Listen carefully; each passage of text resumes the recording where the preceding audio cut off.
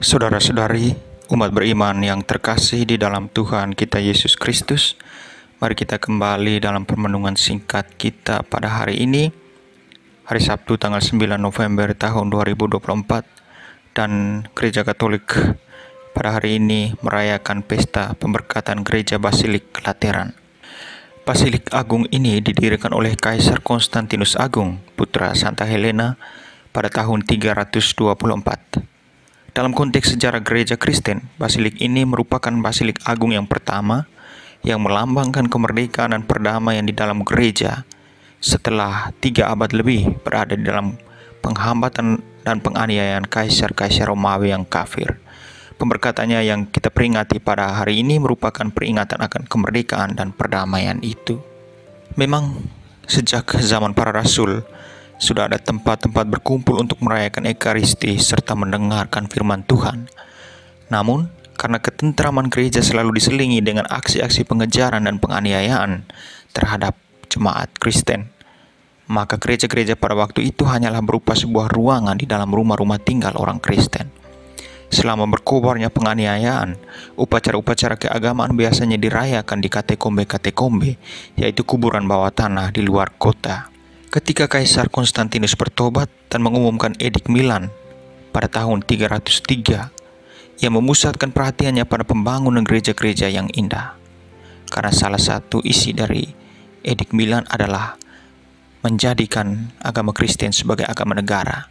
Dan dengan demikian agama Kristen memiliki akses yang lebih luas dan lebih bebas dalam menjalankan praktek liturgi dan ibadahnya. Ibu dari Kaisar Konstantinus, yaitu Santa Helena, menjadi salah seorang pendorong dan pembantu dalam usaha mendirikan gereja-gereja itu. Gereja pertama yang dibangun ialah Basilik Agung Penebus Maha Kudus di Lateran. Letaknya di atas Bukit Guelius dan tergabung dengan Istana Kekaisaran Lateran. Gereja ini diberkati dengan suatu upacara agung dan meriah oleh Sri Paus Silvester pertama pada tahun 324. Karena basilik itu merupakan gereja katedral untuk uskup Roma yang sekaligus menjabat sebagai paus, maka basilik itu pun disebut induk semua gereja, baik di Roma maupun di seluruh dunia. Karena itu juga Basilik Lateran merupakan gereja paroki bagi seluruh umat Katolik sedunia. Memang pada mulanya ini hanya dirayakan di Roma, namun lama-kelamaan menjadi pesta bagi seluruh gereja. Dan dalam pesta ini, selain kita mengenang dan memperingati kemerdekaan dan perdamaian yang dialami gereja, kita juga mau mengungkapkan cinta kasih dan kesatuan kita dengan uskup Roma yang sekaligus menjabat sebagai paus, pemersatu seluruh gereja dalam cinta kasih Kristus. Saudara-saudari yang terkasih di dalam Tuhan, perayaan ini bukan sekedar memperingati bangunan fisik, tetapi lebih dari itu, lebih dalam, kita merayakan kehadiran Allah di tengah umatnya dan persatuan seluruh gereja Katolik. Basilika Santo Yohanes Lateran, atau yang biasa disebut Basilik Lateran, adalah gereja katedral paus di Roma dan menjadi simbol persatuan umat Katolik di bawah kepemimpinan Bapa Suci. Bacaan-bacaan suci yang diwartakan kepada kita pada hari ini memberikan petunjuk tentang pentingnya menjaga kesucian gereja, baik fisik maupun spiritual. Bacaan pertama dari Yeskiel menggambarkan air yang mengalir dari bait suci dan menghidupkan seluruh dunia. Air ini melambangkan rahmat Tuhan yang membawa kehidupan dan kesegaran bagi segala sesuatu yang disentuhnya. Perayaan ini juga mengingatkan kita bahwa gereja adalah sumber rahmat yang mengalir dari Tuhan untuk seluruh umat manusia. Sehingga gereja bukan hanya sekadar bangunan, melainkan pusat kehidupan rohani, tempat di mana umat merasakan kehadiran Tuhan dan memperoleh kekuatan rohani. Apakah hati kita juga menjadi saluran rahmat yang membawa kehidupan bagi sesama? Apakah tindakan dan kata-kata kita membawa pengharapan dan kedamaian bagi orang-orang di sekitar kita? Sementara itu, bacaan yang kedua, Rasul Paulus kepada jemaat yang di Korintus sebenarnya mengingatkan kita bahwa kita adalah bait Allah yang hidup dan Roh Kudus berdiam di dalam diri kita. Paulus menegaskan bahwa Kristus adalah fondasi yang kokoh di mana kita harus membangun kehidupan kita. Dalam konteks pesta Basilik Lateran ini, pesannya menjadi sangat relevan karena mengingatkan kita bahwa gereja adalah tubuh Kristus yang hidup dan setiap dari kita memiliki tanggung jawab untuk menjaga kekudusannya.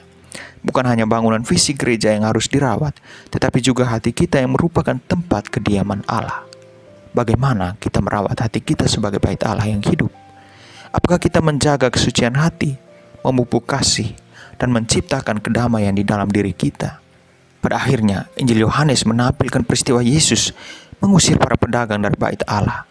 Dengan penuh kemarahan, Yesus mengusir mereka yang menjadikan rumah Allah sebagai tempat berjualan. Tindakan ini menjadi simbol penting tentang menjaga kesucian tempat ibadah. Yesus mengajarkan bahwa bait Allah harus menjadi tempat doa, bukan tempat transaksi duniawi. Untuk itu, hati kita sebagai bait Allah harus dijaga dari godaan duniawi yang bisa merusak kekudusan dan kehadiran Tuhan di dalamnya. Apakah kita sudah mengusir pedagang-pedagang dari hati kita, seperti keserakahan, kebencian, kepentingan diri sendiri yang menghalangi hubungan kita dengan Tuhan dan juga dengan sesama? Pesta pemberkatan Basilik Lateran juga memiliki makna yang mendalam bagi persatuan gereja. Sebagai gereja utama Paus, Basilik ini menjadi lambang persatuan gereja Katolik di seluruh dunia. Persatuan ini mencerminkan panggilan bagi setiap umat untuk bekerja sama dalam membangun tubuh Kristus, baik melalui doa, pelayanan, maupun tindakan kasih. Ini menjadi panggilan bagi kita untuk melihat gereja bukan sekedar sebagai tempat ibadah, tetapi sebagai komunitas yang hidup dan aktif, di mana kasih dan kedamaian Tuhan dialami oleh setiap orang. Perayaan ini mengingatkan kita akan pentingnya menjaga persatuan gereja dan bekerja sama dalam mewujudkan misi Kristus di dunia.